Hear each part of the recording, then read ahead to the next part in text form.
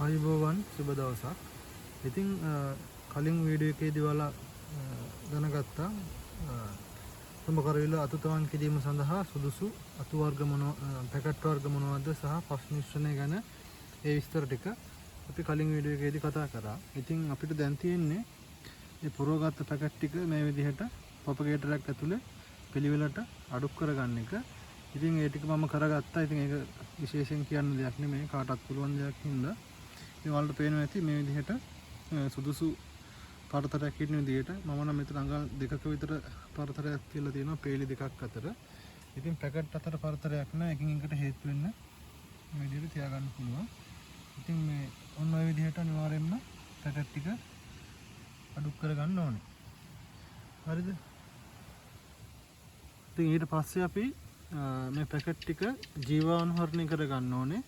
ඉතින් ඒ සඳහා අපි කැප්ටාන් දිලීටනාශකය පාවිච්චි කරනවා. ඉතින් එතනදී මල් බාල්දියට ලීටර් 7ක මල් බාල්දියකට අපිට ගිනි පෙට්ටි පියන් දෙකක් විතර කැප්ටාන් දිලීටනාශකය කුඩු එකතු කරගන්න පුළුවන්. ඒ කරලා මල් බාල්දියට දිය කරලා මේක සම්පූර්ණයෙන්ම ජීවාණුහරණය කරගන්න ඕනේ. ඉතින් ඒ ටික මම ඉස්සරහට පෙන්නන්නම්.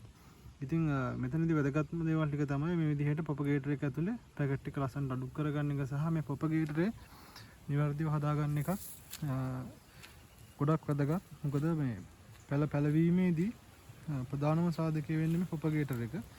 ඉතින් ප්‍රොපගේටර් එක නිවැරදිව හදාගන්න එකත් තම නිවැරදිව කරගන්න ඕන කාරණාවක්. ඉතින් මේ ප්‍රොපගේටර් එක හදාගන්න එක දැන් මම හිතනවා ගොඩක් කට්ටිය දන්නවා කියලා.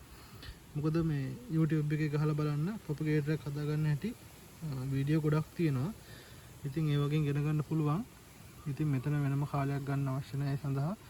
ඉතින් කාට හරි කෙනෙකුට ප්‍රොපගේටර් එකක් නිවැරදිව හදාගන්න එකේ ගැටලුවක් තියෙනවා නම් අනිවාර්යෙන් පල්ලෙහාන් කමෙන්ට් එකක් දාන්න. අපි ඉස්සරහට ප්‍රොපගේටර් එකක් හදන වීඩියෝ එකක් වෙනම කරමු. ටික වෙලාවක් යනවා මේ වැඩේට. ඉතින් මේ තියෙන හදාගත්ත ප්‍රොපගේටර් එක ඇතුලේ අපේ පැකට් ටික ලස්සනට අඩු කරගෙන තියෙන ආකාරය. ඉතින් ඊළඟට මම වීඩියෝ එකකින් පෙන්නන්නම් කොහොමද අතු මේකේ නිවැරදිව තවන් කරගන්නේ කියලා. ඉතින් මේ වීඩියෝ එකෙන් හම්බෙන්න එහෙනම් සුබ දවසක්.